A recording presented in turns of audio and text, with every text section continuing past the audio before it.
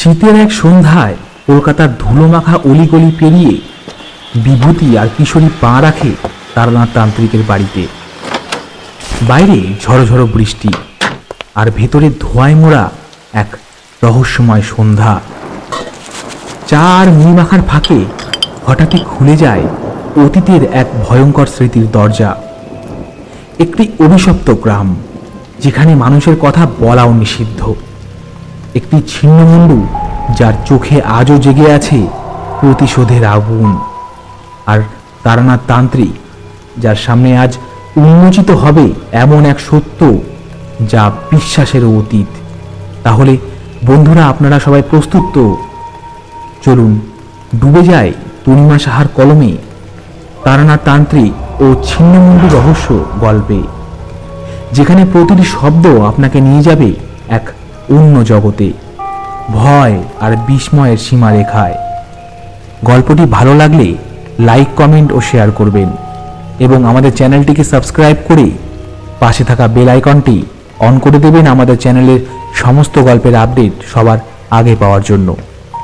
তাহলে শুরু করছি আমাদের আজকের নিবেদন, লেখিকা তনিমা সাহার কলমে তারানাথ তান্ত্রিক ও ছিন্নমুন্ডু রহস্য।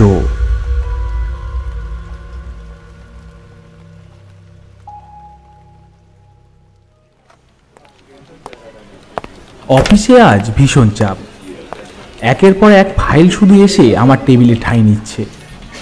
আর শেষ ফাইলটা যখন পিয়ন এনে আমার টেবিলে রাখলো, তখন আমি তাকে প্রায় বাধ্য হয়েই বললাম, আচ্ছা, আর কত ফাইল দেবেন বলুন তো প্রকাশদা? যা এনে জমা করেছেন এগুলো দেখতে দেখতেই তো প্রায় রাত 10টা হয়ে যাবে। পিয়ন প্রকাশদা মাঝবয়সী, ছাপোষা, স্বল্পভাষী, নিতান্ত ভদ্রলোক মানুষ। আমার কথাটা শুনে একবার আমার দিকে আলতো হেসে বললেন, আগে বড় কর্তার হুকুম আছে। আমি বুঝে গেলাম গত সপ্তাহে দুটো এমার্জেন্সি ছুটি নিয়ে বাড়ি ফিরে যাওয়ার ফল হিসেবে আজকের এই ফাইলের পাহাড় এসে জড়ো হয়েছে আমার টেবিলে। স্ত্রীর মামাতো ভাই বহু বছর বিদেশে থাকে। গত মাসে সে দেশে আসায় কদিন আমাদের বাড়িতে বেড়াতে এসেছিল। আর সেই ভাইকেই কলকাতা ভ্রমণের জন্য আমি গত সপ্তাহে 2টো ছুটি নিয়েছিলাম। বড়বাবু কি তবে ছুটি নেওয়ার আসল কারণটা জানতে পেরে গেছেন? কি জানি, হবে হয়তো। আমাদের বড়বাবুর চোখ তো আবার সব দিকেই থাকে। স্ত্রী এখন তার মামাতো ভাইয়ের সাথে উড়িষ্যা ঘুরতে গেছে, সাথে করে আবার মাকেও নিয়ে গেছে। এদিকে ঘরের কাজ আর বাইরের কাজের চাপে আমার অবস্থা একেবারে নাজেহাল। তারপর আবার এই এতগুলো ফাইলের চাপ। উফ, ফাইলগুলো চেক করতে করতে আমি নিজের মনেই বকবক করতে থাকি। আমাদের অফিসে এক টিফিনের সময় ছাড়া আর অন্য কোনো সময়ে কেউই গল্প করে না, কিন্তু ফাইলের যা স্তূপ জমেছে তাতে মনে হচ্ছে আজ টিফিনটা বুঝি ভোগে যাবে। সন্ধ্যে প্রায় 6:30 বাজে। শেষ ফাইলটা দেখা শেষ করে সবে উঠলাম। গোটা অফিসে একা আমি আর পিয়ন প্রকাশদা ছাড়া আর কেউ নেই। অফিস থেকে বেরিয়ে বাড়ি যাওয়ার জন্য একটা রিক্সা নিলাম। প্রকাশদা মানুষটা সত্যি খুবই ভালো। আমাকে খানিক পরপরই এক পেয়ালা করে চা দিয়ে যাচ্ছিলেন। কর্তৃপক্ষের তরফ থেকে এবছর আমার টেবিলে একটা চলমান যন্ত্র, মানে টেলিফোনের ব্যবস্থা করা হয়েছে। ওই পদোন্নতির প্রাপ্য আর কি। তবে টেবিলের ওপর রাখা এই রক্তিম বর্ণের চলভাসটার দিকে অনেকেরই নজর আছে। তবে চলভাসটা হওয়াতে একটা বেশ সুবিধাও হয়েছে। যখন তখন বাড়িতে ফোন করা যায়, আর মাঝে মাঝে কিশোরীর সাথেও কথা বলা যায়। কিশোরীর নামটা মনে আসতেই আমার মনে পড়ল যে বিদেশি শালাবাবুকে কলকাতায় ঘোরানোর ব্যস্ততায় কিশোরীর সাথে অনেকদিন কথা বলাই হয়নি। কিশোরীর কথা মনে পড়তেই রিক্সাওয়ালাকে কিশোরীর বাড়ির দিকে ঘুরিয়ে নিতে বললাম।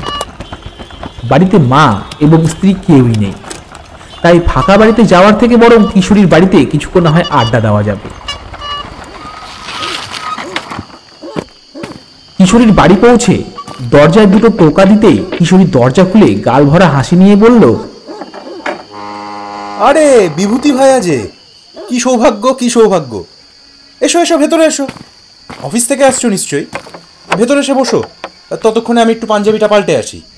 কিশোরী একবার কথা বলতে শুরু করলে আর কেউ কথা বলার সুযোগই পায় না। অতএব আমিও চুপ করেই রইলাম। কিন্তু পাঞ্জাবি পাল্টানোর কথাটা শুনে বললাম, আচ্ছা কিশোরী ভাইয়া, তুমি কি কোথাও যাচ্ছ? কিশোরী ভিতর থেকে একটা স্ত্রী করা পাঞ্জাবি পরে চুলটা আঁচড়াতে আঁচড়াতে বলল, হ্যাঁ যাচ্ছি, সঙ্গে তুমিও যাচ্ছ? আমি একটু অবাক হয়েই বললাম, কোথায় যাচ্ছি? কোথায় আবার? ঠাকুরমশাইয়ের বাড়ি। আমি আরও এক কাঠি অবাকের পর্যায়ে গিয়ে জিজ্ঞেস করলাম, আচ্ছা ঠাকুরমশাই না কুম্ভে গিয়েছিলেন? ফিরেছেন, গতকালই ফিরেছেন। তারপর ঘরের চাবিটা হাতে নিয়ে আমাকে তাড়া দিয়ে বলল, চলো চলো, আর দেরি করা ঠিক হবে না। আজ সারাটা দিন আবহাওয়া বেশ ভালোই ছিল, কিন্তু ঠাকুরমশাইয়ের বাড়ি যাওয়ার জন্য রিকশায় উঠতেই দেখি পশ্চিম আকাশে কোথা থেকে যেন থোকা থোকা মেঘ এসে জমা হয়েছে। আমার মাঝে মাঝে মনে হয় যে মেঘেরা বোধ হয় ঠাকুরমশাইয়ের সাথে কিছু একটা চুক্তি করে রেখেছে, কারণ আবহাওয়া যতই ভালো থাকুক না কেন, ঠাকুরমশাইয়ের বাড়ি যেতে গেলেই যেন সব জায়গা থেকে মেঘ এসে অকাতরে জমতে শুরু করে, আর আবহাওয়া খারাপ থাকলে তো কোনো কথাই নেই।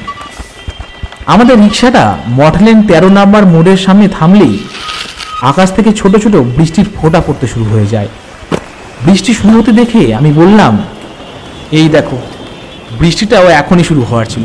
উফ, কি বিরক্তিকর। কথাটা বললাম বটে, তবে মনে মনে আমিও জানি যে বৃষ্টির সাথে ঠাকুরমশাইয়ের একটা অদ্ভুত যোগাযোগ আছে।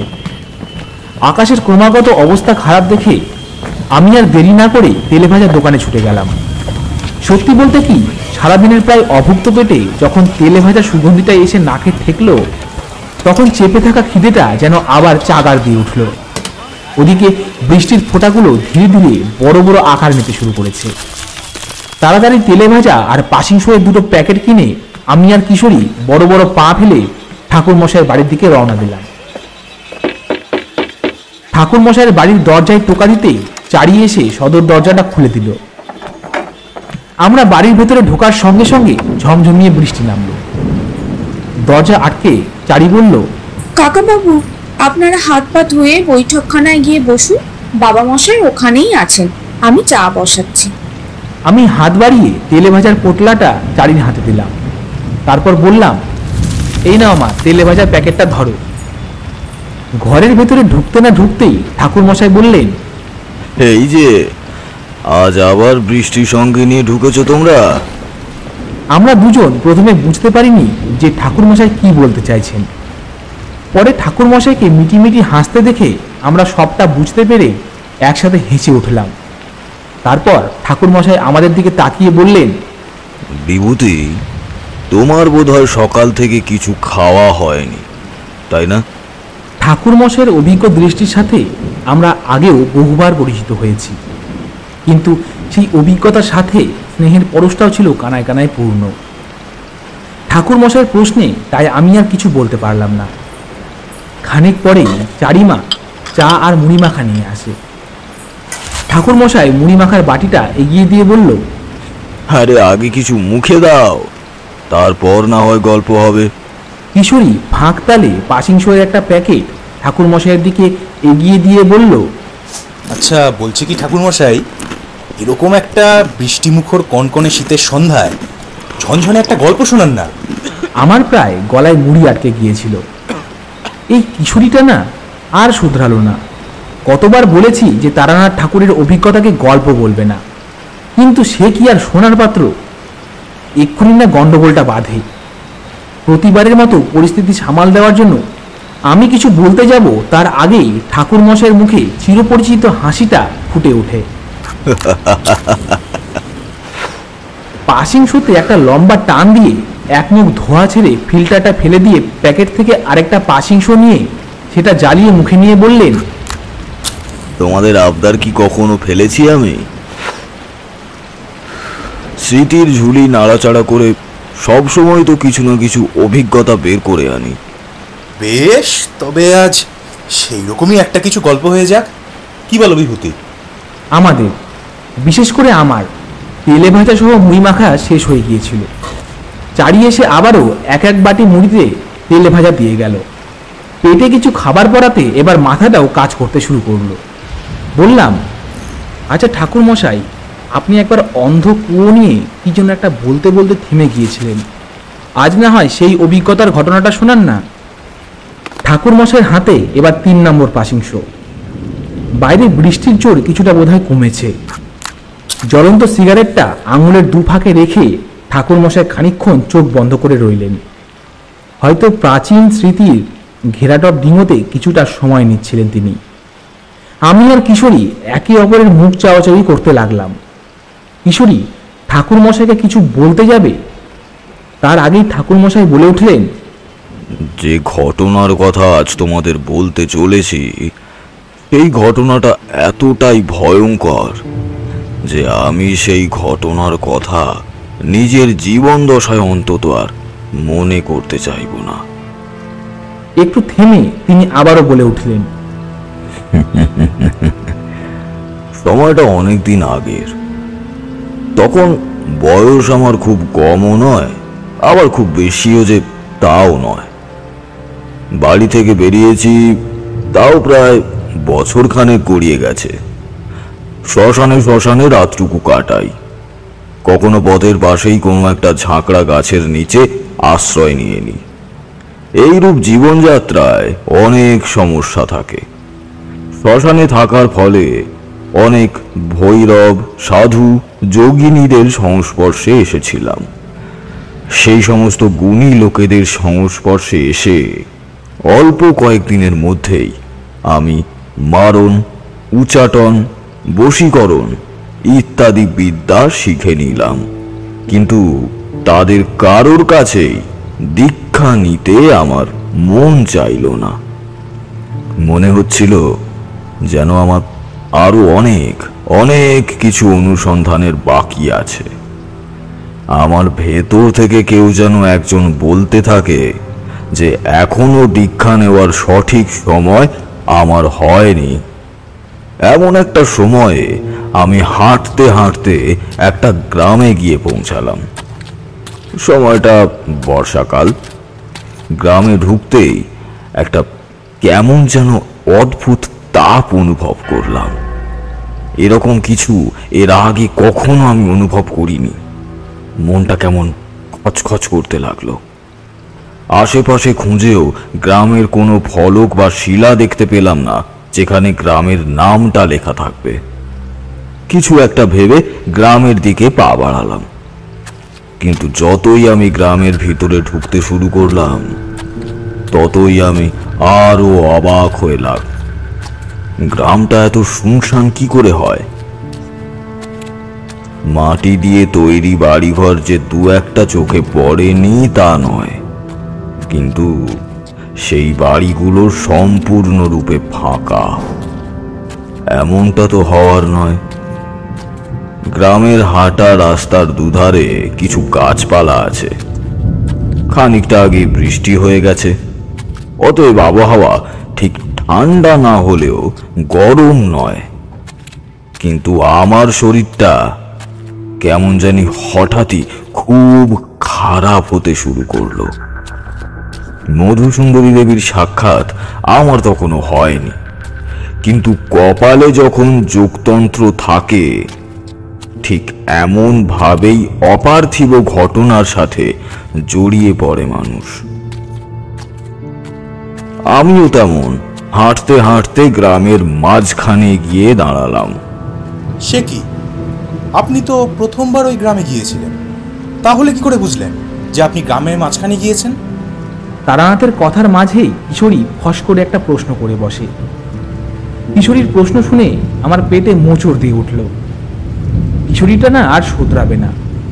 ঠাকুর মশাইয়ের কথার মাঝখানে তাকে উদ্ভট উদ্ভট প্রশ্ন যেন করতেই হবে।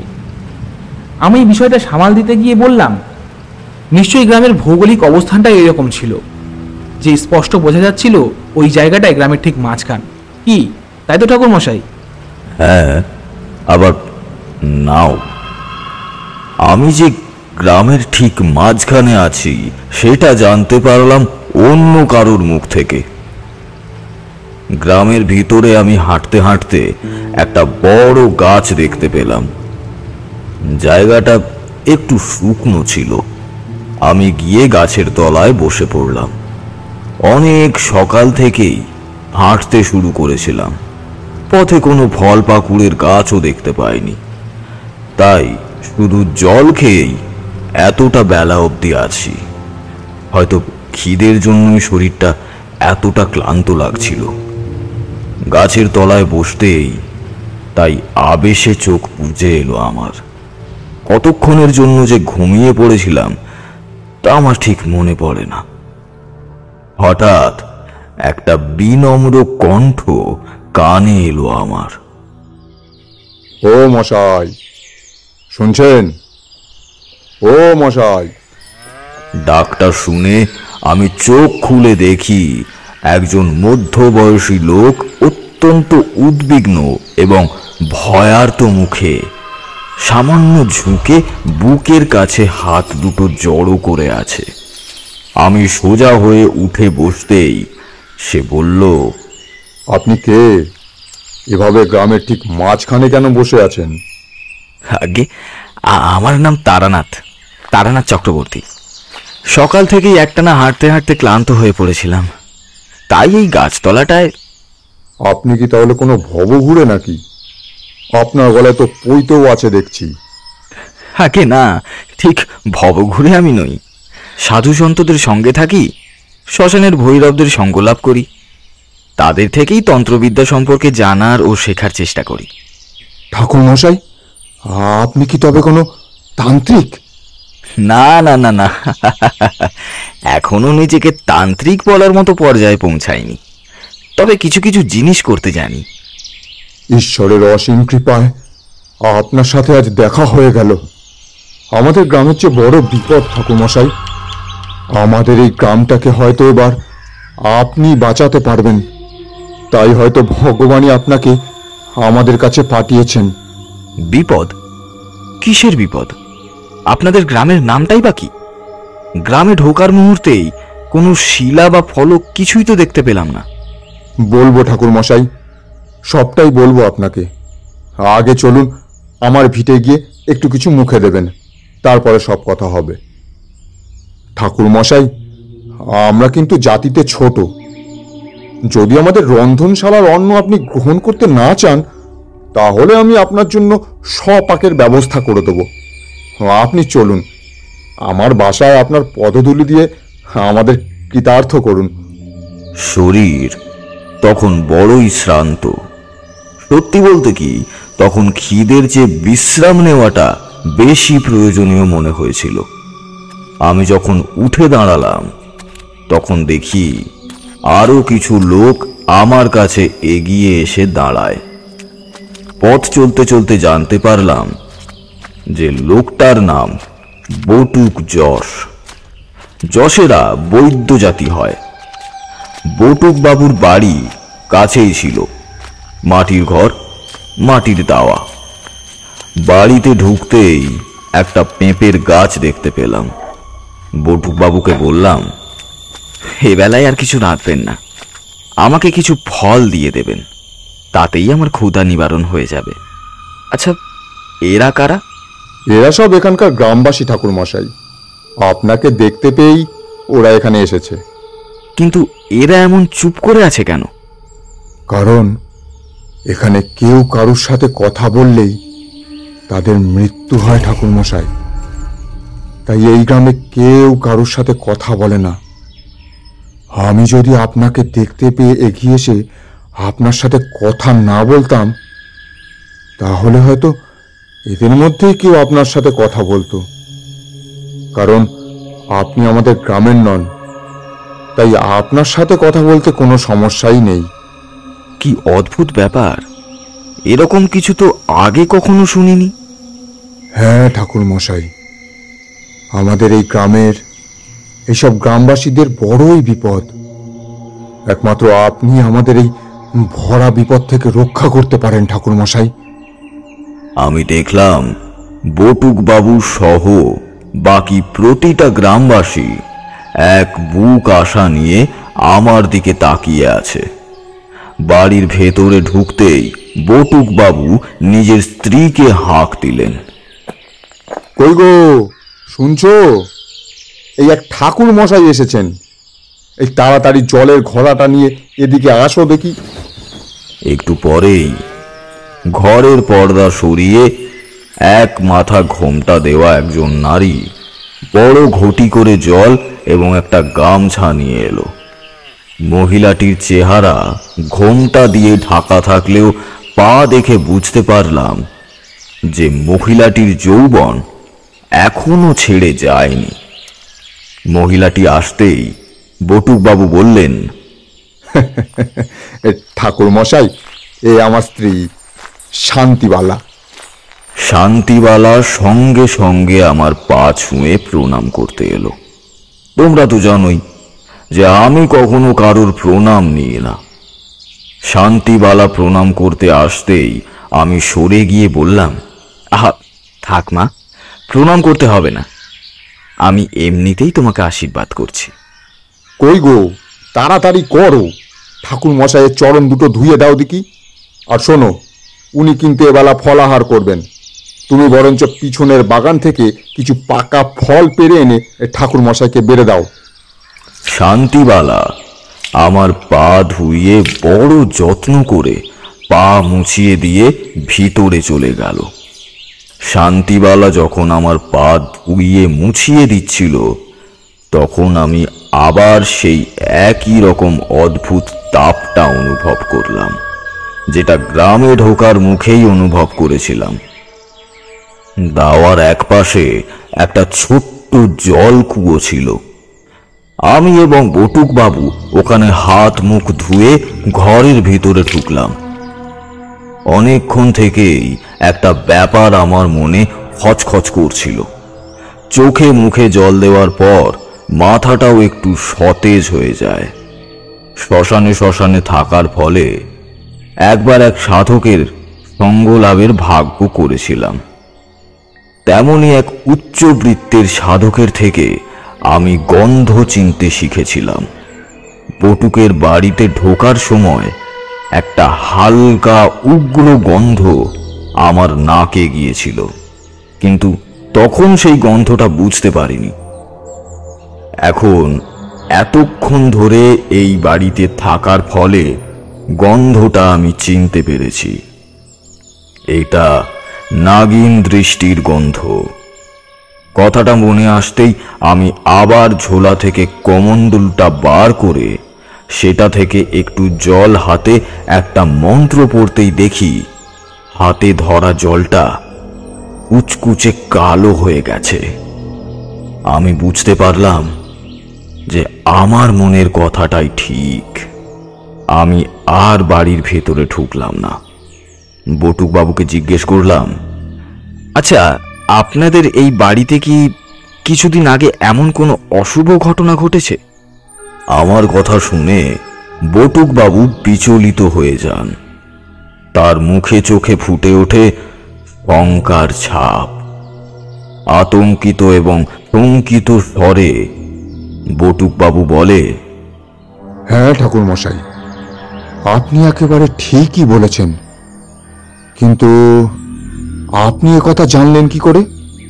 সেটা বড় কথা নয়, আপনি শিগগির আপনার স্ত্রীকে ডাকুন, তার বড় বিপদ। আমার কথা শুনে বটুকবাবু হাঁক ডাক করে শান্তিবালাকে ঘরের বাইরে নিয়ে এলো। আমি তখন আমাদের তিনজনের গাত্র বন্ধন করে ঘরের ভেতরে ঢুকলাম। ঘরের ভেতরে ঢুকতেই সেই উগ্র গন্ধটা কটু গন্ধে পরিণত হয়ে গেল।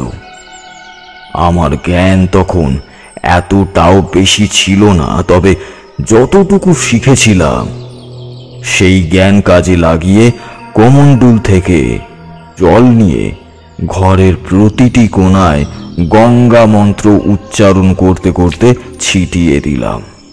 কিছুক্ষণের মধ্যেই কটু গন্ধটা একেবারে চলে গেল। আমি দেখতে পেলাম গোটা বাড়িটা যেন একটা অস্পষ্ট চাদরে ঢেকেছিল। সেটা স্পষ্টতভাবে সরে যেতে লাগলো। আমি তখন বটুকবাবুকে জিজ্ঞেস করলাম, বটুকবাবু, এখন আপনি আমাকে সবটা পরিষ্কার করে বলুন। এই গ্রামে পা রাখার পর থেকেই আমার মনে একটা অদ্ভুত ধরনের খচখচ হয়ে যাচ্ছে, যেন ভীষণ কিছু অশুভ এখানে হচ্ছে। গ্রামে ঢোকার মুখে এত গাছ দেখলাম, অথচ গাছে একটাও কোনো ফুল বা ফল নেই। পাতাগুলো শুকনো। একটা গাছের পাতা সজীব থাকে, এরকম শুকনো তো থাকে না। বলবো ঠাকুর মশাই, সবই বলবো আপনাকে। আপনি আগে কিছু একটা মুখে দিন। আপনি ব্রাহ্মণ মানুষ, যদি আপনার সেবা না করি তাহলে আমাদের পাপের বোঝা শুধু শুধুই বাড়বে। এমনিতেই তো দেখছেন আমাদের এই গ্রাম একেবারে অভিশপ্ত হয়ে উঠেছে। শান্তিবালা ততক্ষণে আমাকে ফলাহার বেড়ে দিয়েছে। বটুক বলে, নিন ঠাকুর মশাই, আপনি একটু কিছু মুখে দিন, আমি আপনাকে সব খুলে বলছি। আমি খাওয়া শেষ করে বটুককে বললাম, এবার আমাকে সবটা বলুন, কিচ্ছু লুকোবেন না। বাইরে তখন আলো পড়তির দিকে। শান্তিবালা দরজার খুঁটটা ধরে একদিকে বসে পড়েছে।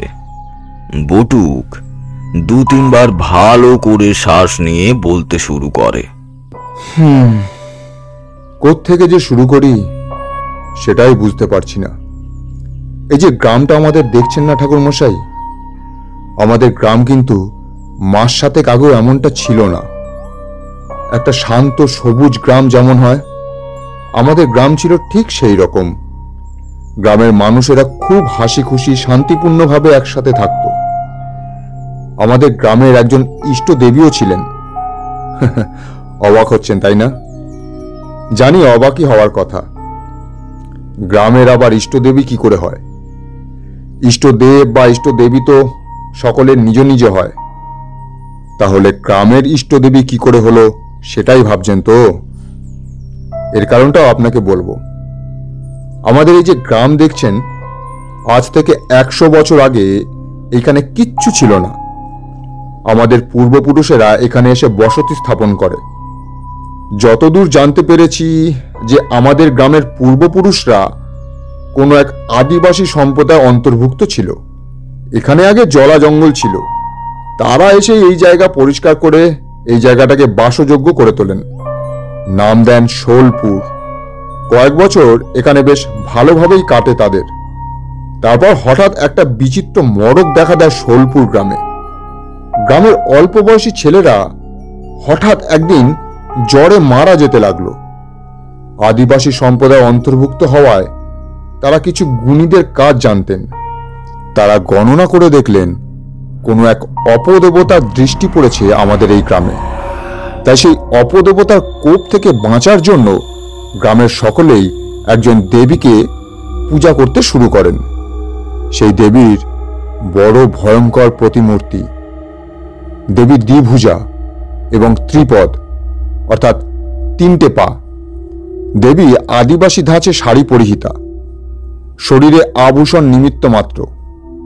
তবে দেবীর এই প্রতিকৃতি শুধু ধর সমন্বিত। দেবীর কোনো শির নেই। দেবীর পুজোর বিধিও ছিল ভারী অদ্ভুত।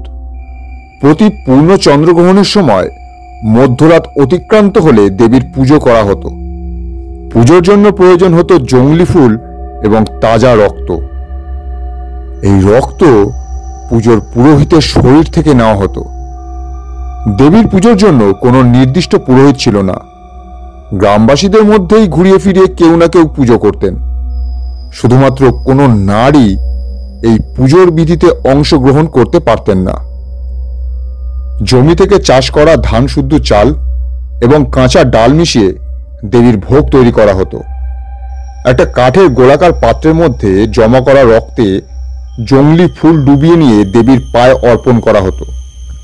আগেই বলেছিলাম যে এই বিধিতে নারী স্পর্শ থাকে না, তাই ইষ্টদেবীর সাজসজ্জা থেকে শুরু করে দেবীর ভোগের আয়োজন সবটাই শোলপুরের পুরুষেরাই করতেন।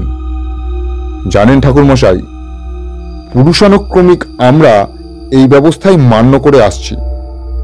শোলপুর গ্রামের মানুষেরা নিজেদের মধ্যেই সুখে আনন্দে থাকে। কেউ কখনো কারোর সাথেই কোনো রকম ঝামেলা বা বিবাদে জড়ায়নি।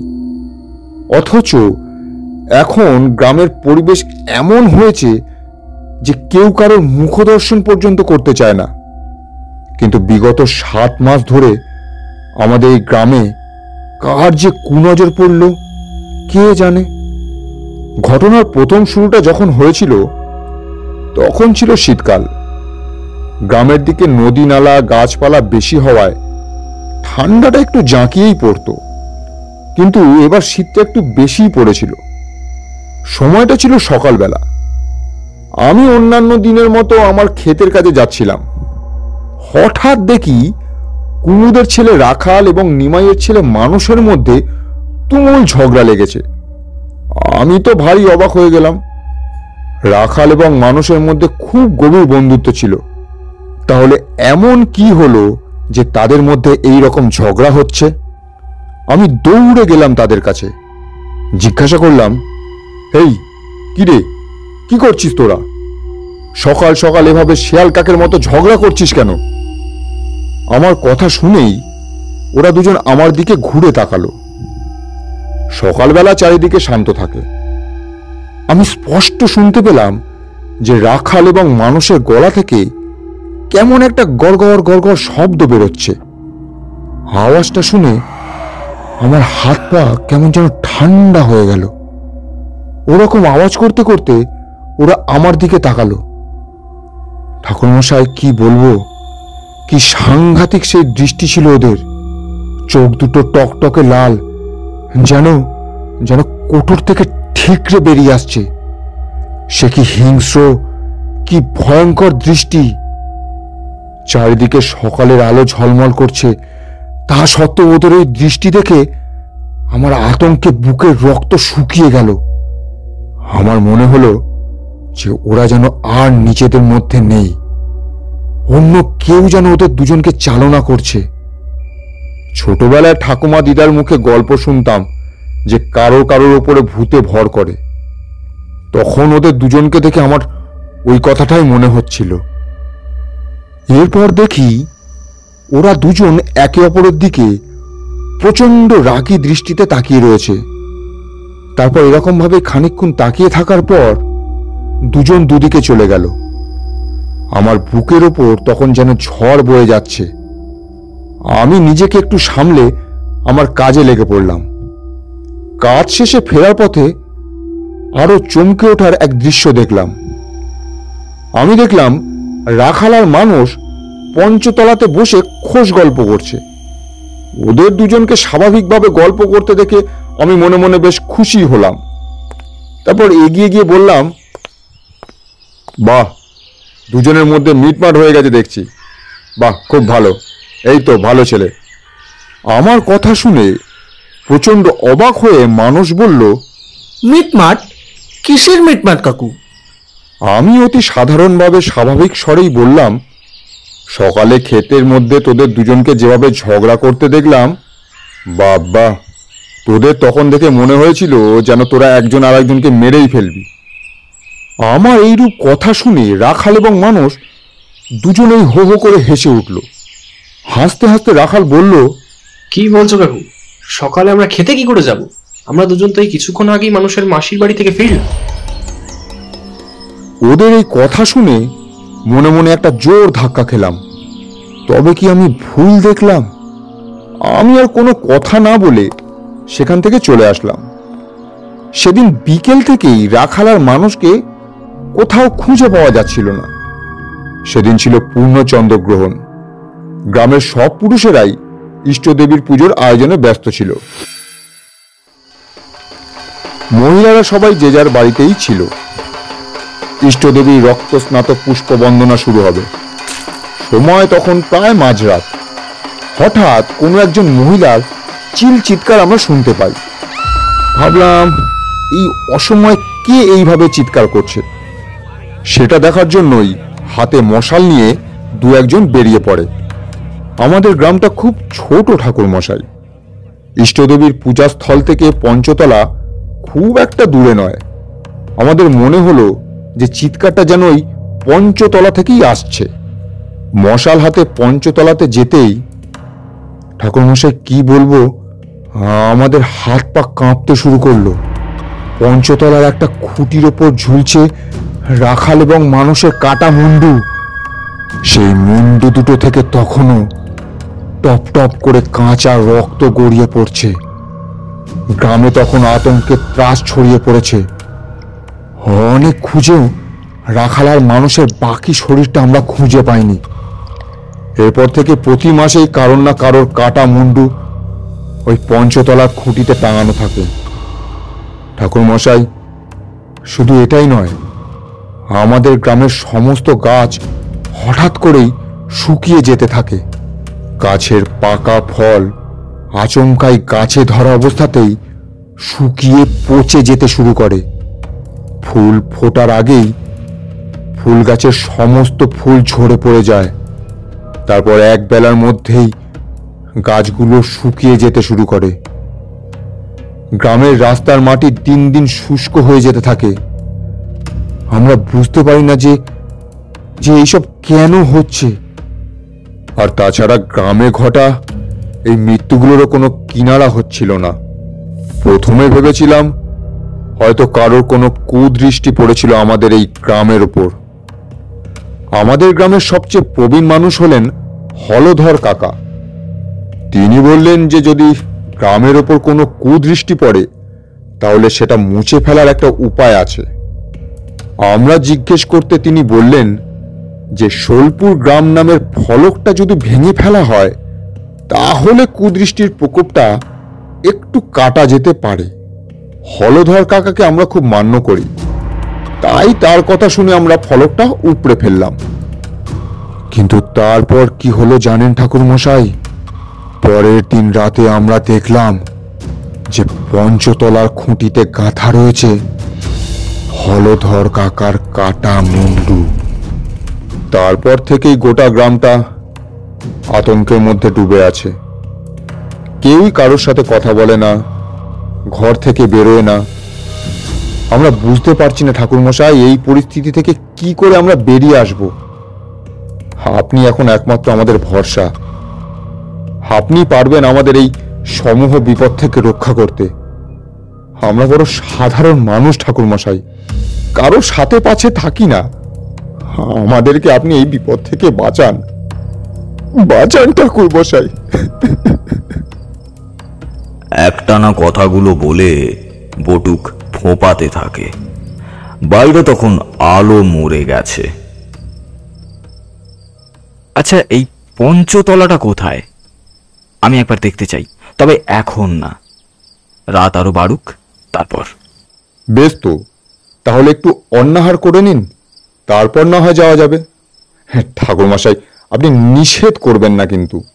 আচ্ছা বটুক বাবু, আপনার রন্ধন শিল্প কোন পর্যায়ে আছে? আমি রান্না করতে জানি বটে, তবে আমার স্ত্রীর মতো নয়। বটুক বাবু, আপনি যা জানেন বা যেই রকমই রাঁধেন আমি সেইটাই গ্রহণ করব। শুধু লক্ষ্য রাখবেন সেই রান্নাতে যেন আপনার স্ত্রীর স্পর্শ না থাকে। আমি বুঝতে পেরেছিলাম যে আমার এ হেন আগ্রহে বটুক বাবুর মনে একাধিক প্রশ্ন জাগছে, কিন্তু আমি তা তক্ষুনি নিরসন করতে চাইলাম না। আহারের বন্দোবস্ত করতে বটুক বাবুর খানিকটা সময় লাগলো, তবে সেই সময়ে আমি বটুক বাবুর বাড়ির চারপাশটা ভালো করে প্রদক্ষিণ করলাম। চারদিক প্রদক্ষিণ করে আমার মনে একটা সন্দেহের দানা বাঁধে, কিন্তু সঠিক সিদ্ধান্তে আসার জন্য আরো কিছুটা সময় আমার লাগবে। আহারের সময় হলে দেখি বটুক বাবু অপটু হাতে অনেক কিছুরই আয়োজন করেছেন। ভাত, ডাল, বেগুন ভাজা, আলু মাখা, শিম কপি দিয়ে বড়ির তরকারি। তখন তো জোয়ান বয়স, ভাতের খিদেটা অনেক বেশি ছিল। ওইটুকু আয়োজনেই বেশ তৃপ্তি করে খেলাম। খাওয়া দাওয়া শেষ করে বটুককে বললাম, বটুক বাবু, এবার আমাকে বলুন পঞ্চতলাটা কোথায়? ওই তো আমাদের বাড়ি থেকে বের হয়ে সোজা গিয়ে বাঁদিকে ঘুরলেই দেখবেন একটা মোটা খুঁটির মতো আছে। সেই খুঁটিটাকে ঘিরে চারিদিকে মাটির বেদির মতো করা আছে, ওটাই হচ্ছে পঞ্চতলা। আমি এরপর বটুকের বিবরণ অনুযায়ী পঞ্চতলাতে পৌঁছালাম। রাত তখন বেশ গভীর। সেদিন ছিল অমাবস্যা। চারিদিকে আলকাতরা লেপা কালো অন্ধকার। সেই অন্ধকার ভেদ করে কিচ্ছু দেখা যাচ্ছে না। তবুও আমি পঞ্চতলাতে পৌঁছালাম। আমি পঞ্চতলাতে পৌঁছতেই হঠাৎ আকাশের কোণে প্রচণ্ড জোরে বজ্রপাত শুরু হলো। ওই আলোয় পথটা মুখোমুখি দেখা যাচ্ছে। পঞ্চতলায় পৌঁছে আমার শরীরটা কেমন যেন ভারী হয়ে গেল। আমি আগে কখনো এরকম কিছু অনুভব করিনি। চোখ মুখ কেমন যেন অন্ধকার হয়ে আসতে শুরু করে আমার। ঠিক এমন সময় প্রচণ্ড জোরে ঠিক মাথার উপরে বিদ্যুৎ চমকে ওঠে। কিছুক্ষণের জন্য চারপাশের জায়গাটা আলোকিত হয়ে যায়। সেই আলোয় আমি দেখতে পেলাম পঞ্চতলার খুঁটির ওপর একটা কাটা মুন্ডু ঝুলছে। মুন্ডুটাকে দেখে চেনা চেনা মনে হয়। ভালো করে দেখার জন্য একটু কাছে এগিয়ে যেতেই কাটা মুন্ডুটা আমার দিকে তাকিয়ে পৈশাচিক কট্ট হাসিতে ফেটে পড়ে।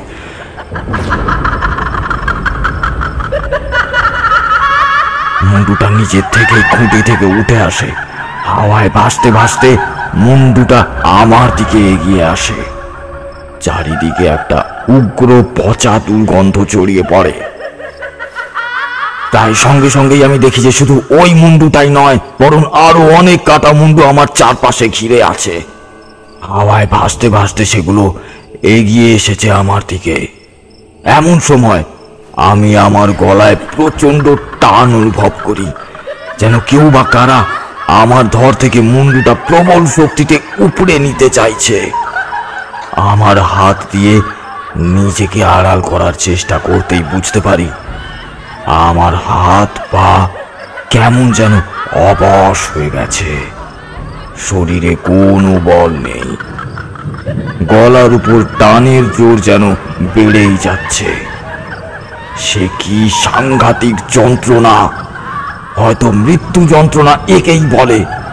কাটা মুন্ডুগুলো তখন হাড় হিম করা উল্লাসের স্বরে অট্ট হাসিতে ফেটে পড়ছে, যেন আজ তাদের উৎসবের দিন। মনে হলো এবার বোধহয় আমার বাঁচার আর কোনো সম্ভাবনা নেই। আমি আমার ঈশ্বরকে শেষবারের মতো স্মরণ করলাম।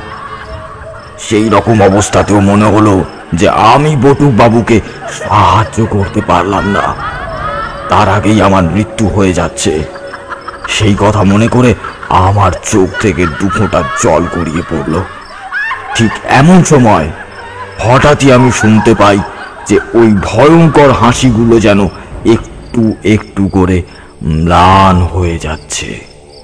গলার কাছে টানটাও একটু হালকা শিথিল হয়ে এসেছে। ঠিক তখনই আমার কানে একটা সুরেলা নুপুরের শব্দ ভেসে আসে, আর তার সাথে সাথেই সুগন্ধি ধূপ ও ফুলের গন্ধ নাকে আসে। আমি অনুভব করি আমার চারপাশের পরিবেশ এখন আর আগের মতো ভারী লাগছে না।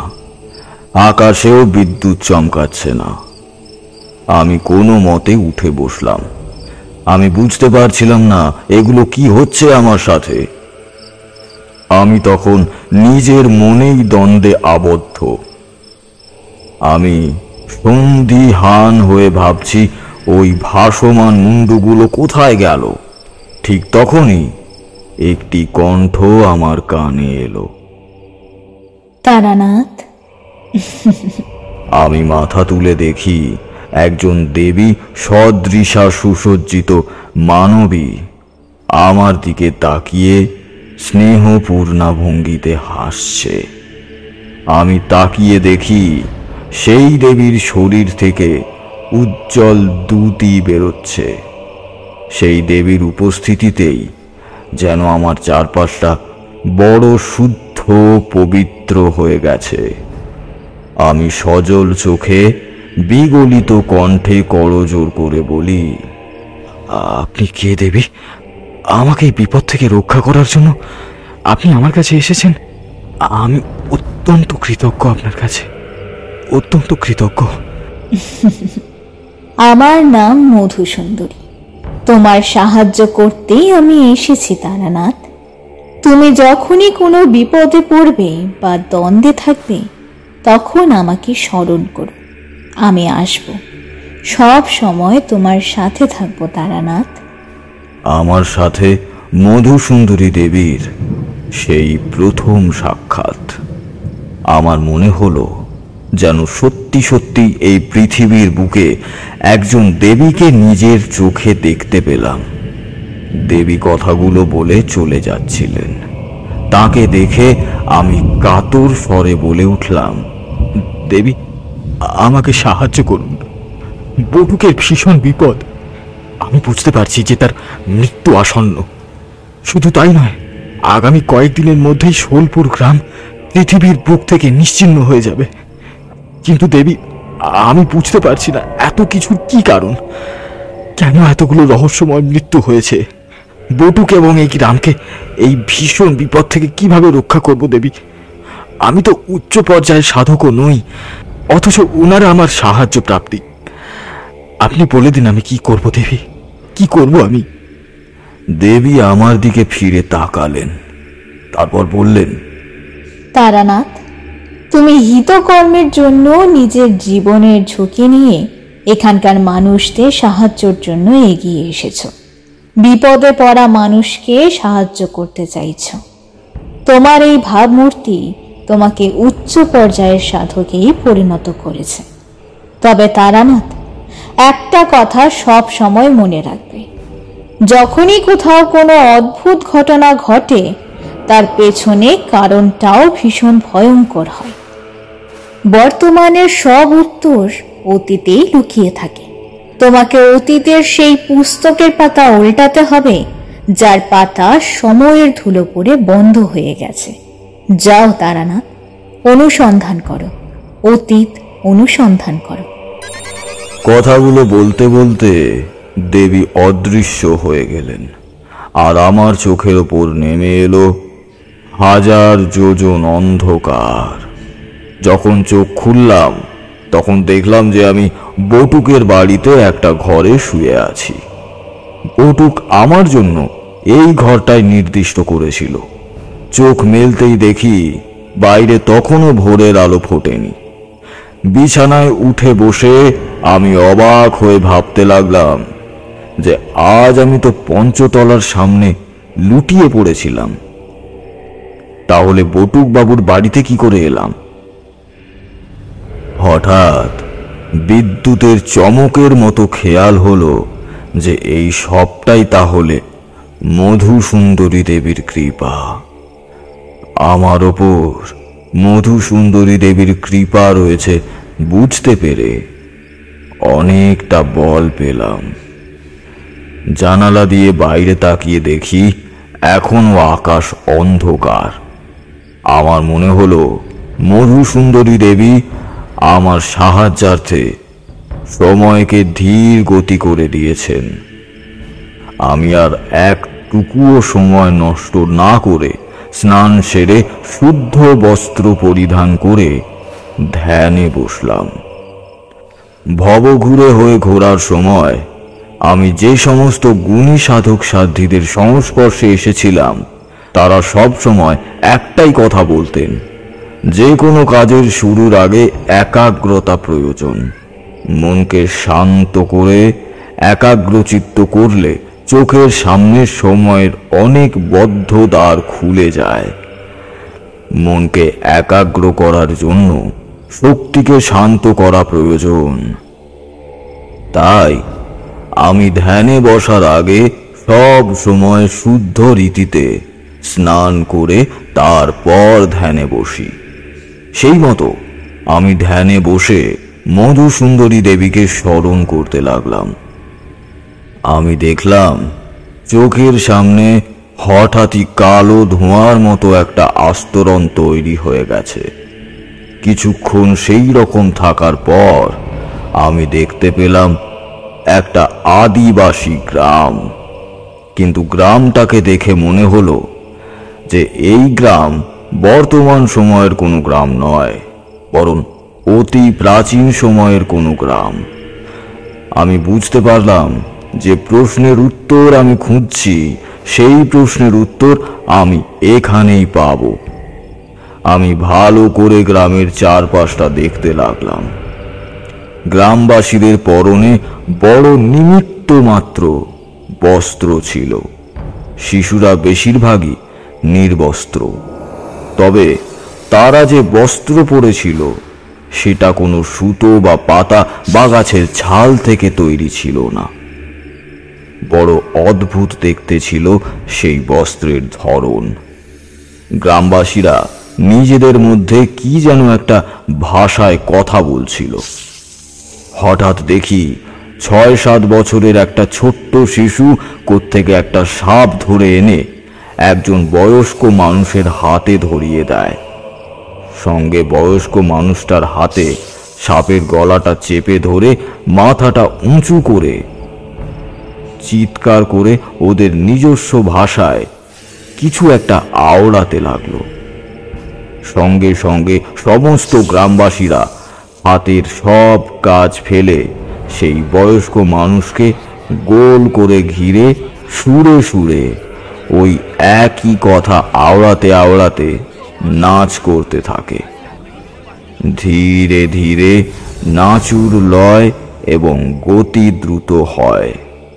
গ্রামের মহিলারা চুল খুলে মুখের সামনে এনে অদ্ভুত ভঙ্গিতে মাথা নাচাতে থাকে এবং মুখ থেকে ভয়ঙ্কর আওয়াজ বার করতে থাকে। গ্রামের শান্ত পরিবেশটা দেখতে দেখতেই কেমন হিংস্র উত্তেজিত হয়ে ওঠে। এইসব মাঝবয়স্ক মানুষটা হাতে ধরা সাপটার ধর থেকে মাথাটা উপড়ে নেয়। ফিনকি দিয়ে রক্ত সাপের শরীর থেকে বেরোতে থাকে। গ্রামবাসীরা কেমন উন্মাদের মতো সাপের ধর থেকে বেরিয়ে আসার রক্ত খেতে থাকে এবং মুখ থেকে অদ্ভুত সব আওয়াজ বার করতে থাকে। সাপের শরীর থেকে সব রক্ত নিংড়ে নেওয়ার পর তার গায়ের চামড়া প্রায় উপড়ে নেয় ওই বয়স্ক মানুষটার মধ্যে দেখা যায় এক বিকৃত উন্মাদনা। যে শিশুটা সাপ ধরে এনেছিল, সাপের চামড়াটা সেই শিশুর মাকে দেওয়া হয় উপহার হিসেবে। মহিলাটি সেই চামড়াটা পরিধান করে নেয়। আমি বুঝতে পারলাম যে কেন ওই আদিবাসী মহিলাদের বস্ত্রের ধরন এত অদ্ভুত ছিল, কারণ ওরা সাপের চামড়াটাই পরিধান করত। এরপর দৃশ্য পরিবর্তন হয়। আদিবাসী গ্রামে একটা 15-16 বছরের মেয়ে আছে। মেয়েটা একাই থাকে। মেয়েটা আর বাকি আদিবাসীদের মেয়েদের মতোই দৈনন্দিন কাজ করে, সবার সাথে ভালোভাবে থাকে। কিন্তু রাত্রি হলে সে চুপি চুপি বাড়ি থেকে বের হয়। গ্রামের সবাই তখন গভীর ঘুমে আচ্ছন্ন। মেয়েটি বাড়ি থেকে বেরিয়ে জঙ্গলে ঢোকে। জঙ্গলের দুর্গম পথ পেরিয়ে সে একটা উঁচু ঢিবির সামনে আসে। জায়গাটি ঢিবি বললেও, ওটাকে পাথরের একটা ছোটখাটো টিলা বললেও ভুল বলা হবে না। টিলার ওপরে একটা গোল বড় গর্ত। মেয়েটা টিলায় চড়ে বুকে ভর দিয়ে গোল গর্তটার ভিতর দিয়ে গিয়ে টিলার মধ্যে প্রবেশ করলো। টিলার ভিতরে একটা মূর্তি এবং আশেপাশে অসংখ্য সাপ। সাপগুলো কিন্তু মেয়েটাকে কিছু করলো না। মূর্তির গড়নটাও ঠিক সাধারণ নয়। মূর্তিটার কোনো মাথা নেই, অথচ 5টা আলাদা আলাদা সর্প শরীর একসাথে লেগেছিল। ভারী অদ্ভুত দর্শন মূর্তি। মেয়েটা সেই মূর্তির পুজো করতে শুরু করলো। মেয়েটা প্রতি রাতেই ওই মন্দিরে যেত, কিন্তু একদিন মেয়েটা ধরা পড়ল এবং তাকে পাশবিকভাবে হত্যা করা হলো সমস্ত গ্রামবাসীর সামনে। এতটা দেখার পরেই আমার ধ্যান ভেঙে যায়। বাইরে তখন আকাশে আলো ফুটে উঠেছে। আমি ভাবলাম এই বেলা একটু শুয়ে নি। এত কিছু দেখার পর শরীরের বিশ্রাম প্রয়োজন ছিল। ঘুম ভাঙল বেশ বেলায়। গত রাত থেকে এক টানা এতগুলো ঘটনার সাক্ষী হয়ে শরীর ভীষণ দুর্বল হয়ে পড়েছিল। ঘুম থেকে উঠে শরীরটাও ভালো লাগলো। হাত মুখ ধুয়েই দেখি বটুক হাসি মুখে এগিয়ে এসে বিগলিত কণ্ঠে বলল, আপনি উঠে পড়েছেন? ঠাকুরমশাই, আপনাকে যে কি বলে ধন্যবাদ দেব। আপনার অশেষ কৃপা। জানেন, গতকাল পঞ্চতলার খুঁটিতে কারোর কাটা মুন্ডু ঝুলে থাকতে দেখা যায়নি। আমরা জানি এ সবই আপনার কৃপা। আমি গম্ভীর স্বরেই বললাম, বিপদ কিন্তু এখনো কাটেনি বটুকবাবু, শুধু একটু দেরিতে আসছে। আমার দৃঢ় বিশ্বাস খুব শীঘ্রই বিপদ আবার নিজের বিষাক্ত থাবা মারবে। বটুকবাবু, আমার আপনাকে কিছু জিজ্ঞেস করার আছে, কিন্তু একান্তে। তা বেশ, তো চলুন না, আমার ঘরেই চলুন, ওখানে বসেই না হয় কথা হবে। আর আপনার স্ত্রী শান্তিবালা? না না, সে চিন্তা করবেন না।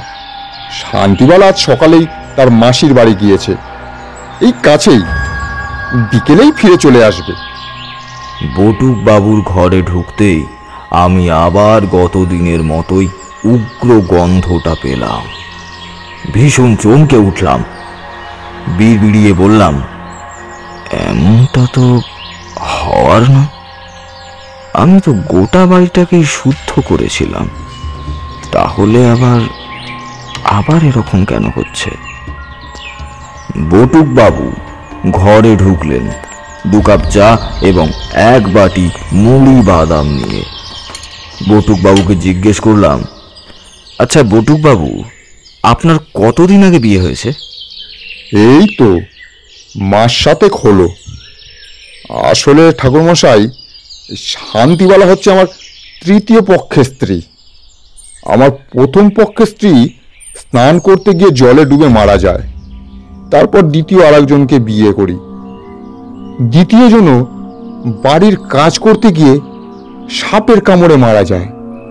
তারপরে এই মাস 7 আগে শান্তিবালাকে বিয়ে করি। আপনি কি শান্তিবালাকে আগে থেকে চিনতেন? সেরকম নয়, আমার এক দূর সম্পর্কে দিদা আছেন। আপনাকে তো আগেই বলেছি যে আমাদের পূর্বপুরুষরা সবাই এইখানে আসার পরে বসবাস শুরু করেন, কিন্তু তাদের মধ্যে কেউ কাজের খোঁজে গ্রামের গণ্ডি পেরিয়ে বাইরে গিয়েছিলেন। কি বললেন? গণ্ডি? হ্যাঁ, গণ্ডি। আসলে গ্রামের বয়স্ক মানুষেরা বলতেন যে গ্রাম ছেড়ে বাইরে না যেতে, বাইরে বিপদ। কিন্তু কি বিপদ, কিসের বিপদ, সেই সময় সেই সব নিয়ে কখনোই কোনো কিছু বলেননি। তাই তাদের কথাও কেউ শুনতো না, আবার কেউ কেউ শুনতো।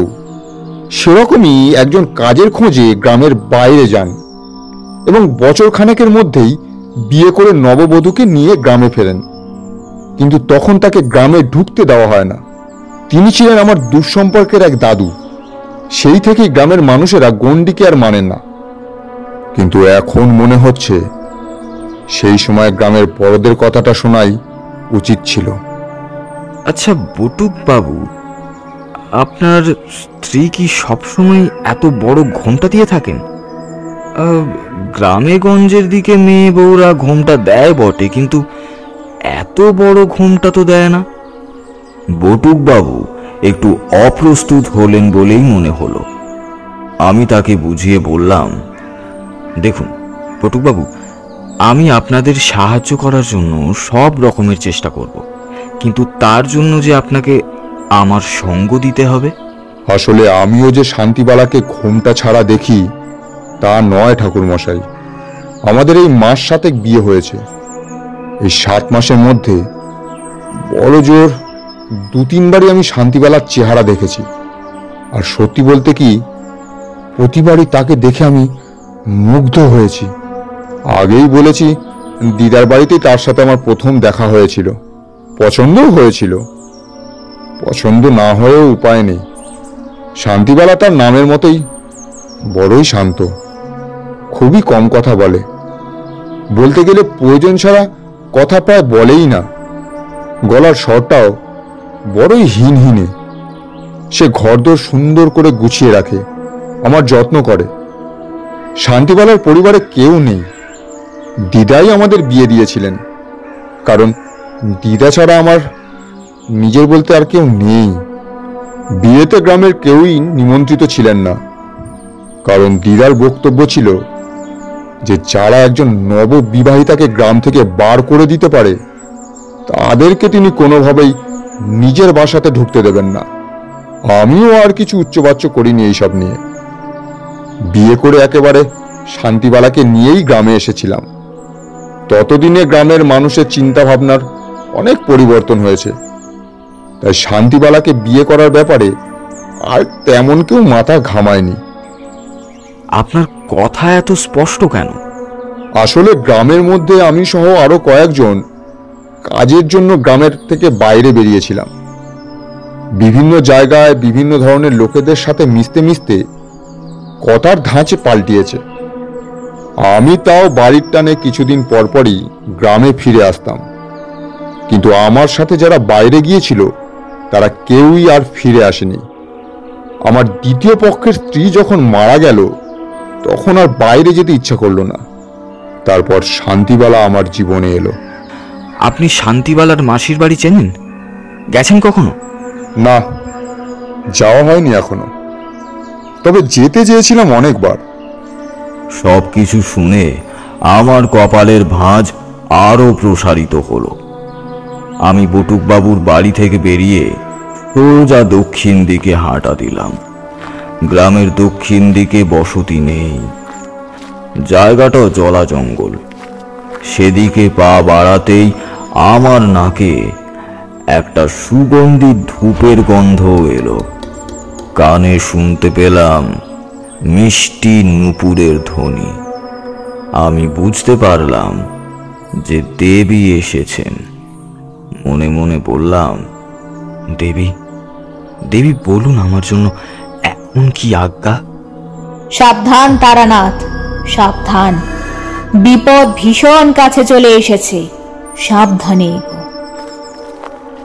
দক্ষিণ দিকে জঙ্গলে কিছুটা দূরে যেতেই আমি প্রচণ্ড চমকে উঠি। আমি ধ্যানে বসে যে মুন্ডহীন সর্প মূর্তিটি দেখতে পেয়েছিলাম সেই মূর্তি সেখানেই দেখতে পাই। মূর্তির বেদি ঘিরে জংলি ফুল। দেবীর পাশেই একটা খোলের মধ্যে রাখা শুকিয়ে যাওয়া রক্ত। আমি বুঝতে পারলাম এখানেও কোনো এক ইষ্ট দেবীর পুজো হয়েছে। পুজোর বিধি একই রকম হলেও প্রতিমা একই রকম নয়। এবার গিয়ে আমি গোটা বিষয়টা বুঝতে পারলাম, এবং এও বুঝতে পারলাম যে যদি অতি সত্বর কোনো উপায় না করা হয় তাহলে এই গ্রাম এবং গ্রামবাসী সবই এক পলকে নিশ্চিহ্ন হয়ে যাবে। আমাকে এখনই এখান থেকে বেরোতে হবে, কিন্তু আমি পিছনে ফিরতেই দেখি শান্তিবালা দাঁড়িয়ে আছে, মাথায় বড় করে ঘোমটা টানা। আমার সামনে দাঁড়িয়ে সে রাগে চরমভাবে ফুঁসছে। তার কণ্ঠ থেকে নাগ ফুঁসের হুঙ্কার শোনা যাচ্ছে। শান্তিবালার পরনের শাড়িটা নিচে থেকে তার পা ঢেকে আছে। তবে আমি জানতাম যে যদি শান্তিবালা উঁচু করেও শাড়িটা পরতো তাও তার পা দেখা যেত না, কারণ তার পা নেই। বটুকবাবুর বাড়িতে যে শান্তিবালাকে দেখেছিলাম সেটা একটা ভ্রম ছিল। আমি কঠিন স্বরে বললাম, আমি জানি তুই একজন নিম্ন জাতির পিশাচিনী। বেশ পাল্টে ভ্রমিত করে বটুককে বশ করেছিস, কিন্তু আমার সাথে সেই চাল চলবে না। প্রথম দিন তুই যখন আমাকে ভ্রমিত করার জন্য বটুকের স্ত্রী হয়ে মানবী রূপে নিজে আমার সামনে এসেছিলি, তখনই আমি তোর মধ্যে নাগ চক্র লক্ষ্য করেছিলাম। তাই তো তোর হাতের তৈরি কোনো কিছুই আমি মুখে দিইনি। বটুকের বাড়িতে ঢোকার মুখে পেঁপে গাছটাকে দেখেই আমার সন্দেহ হয়েছিল যে এই গ্রামের উপর নাগিন দৃষ্টি পড়েছে। তাই তো জলজান্ত একটা গ্রাম তোদের বিষাক্ত শ্বাসে শ্মশানে পরিণত হয়ে যাচ্ছে। আমার কথা শুনে পিশাচিনী আরো জোরে জোরে ফুঁসতে লাগলো। গোখরোর ফুঁসফুসানি শুনলে যেমন গর্জন মনে হয়, ঠিক তেমনি এই পিশাচিনীর ফুঁসফুসানি গর্জন বলেই মনে হলো। হঠাৎ কোত্থেকে দমকা হাওয়া এসে পিশাচিনীর ঘোমটাটা তুলে দেয়। ঘোমটা পড়ে যেতেই দেখি সর্প পিশাচিনী তার বিষাক্ত ফনা তুলে আমার দিকে এগিয়ে আসছে। তার বরফ শীতল বিষাক্ত শ্বাস আমার গায়ে আসছিল। আমিও তৈরি ছিলাম। শ্মশানের এক ভৈরবের সেবায় যখন আমি ছিলাম, তখন আমার সেবায় তুষ্ট হয়ে আমাকে সর্প পিশাচিনীকে বশ করার মন্ত্র তিনি শিখিয়েছিলেন। আমি ঝোলা থেকে চিতার ভস্য দুমুটো হাতে নিয়ে মন্ত্র পড়ে সেই ভস্য ওই পিশাচিনীর গায়ে ছুঁড়ে দিলাম।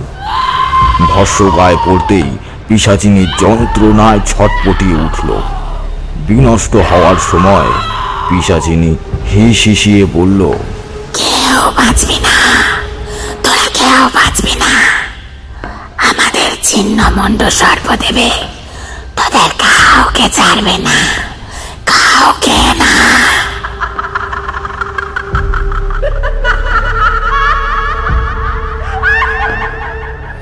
আমি আর একটুও সময় নষ্ট না করে সোজা বটুকের বাড়ি উপস্থিত হলাম।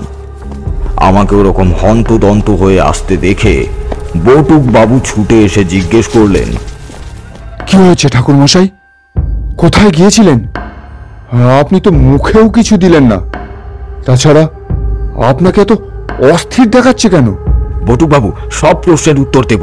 আচ্ছা আচ্ছা, একটা কথা বলুন তো, এই শোলপুর গ্রামে কতজন থাকেন? কত হবে? সব মিলিয়ে জোনা কুড়ি। সবাইকে ডাকুন এক্ষুনি, একদম সময় নেই। আর হ্যাঁ বটুক বাবু, বাড়িতে ঢুকতে যে পেঁপে গাছটা রয়েছে ওটাকে এক্ষুনি কেটে ফেলুন। একদম দেরি করবেন না, আমি কয়েকটা জিনিস জোগাড় করে আনছি, তাড়াতাড়ি করুন। বহু প্রাচীনকাল থেকেই নাগজনির সাথে মানবজনির একটা গভীর সম্পর্ক আছে। সেই সম্পর্ক চিরকাল ভরসা এবং বিশ্বাসের সুতোয় বাঁধা। কিন্তু কখনো কখনো সেই সুতো ছিঁড়ে ফেলা হয় স্বার্থপরতা এবং লোভাতুর মানসিকতার জন্য।